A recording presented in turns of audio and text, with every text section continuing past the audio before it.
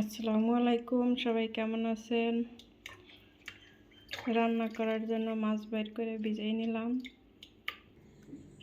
এদিকে মূলা আলু কুচাইয়া ভাজি করব।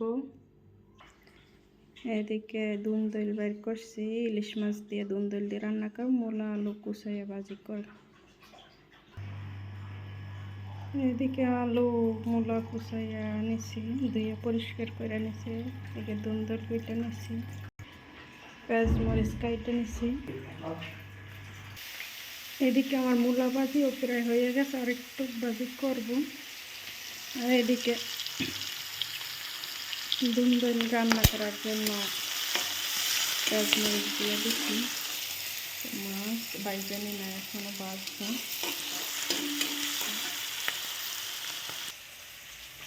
মূলা ভাজি করা শেষ। এদিকে মাছ দিয়ে দিচ্ছি। এদিকে দুন্দুলের জন্য কষাইতেছি।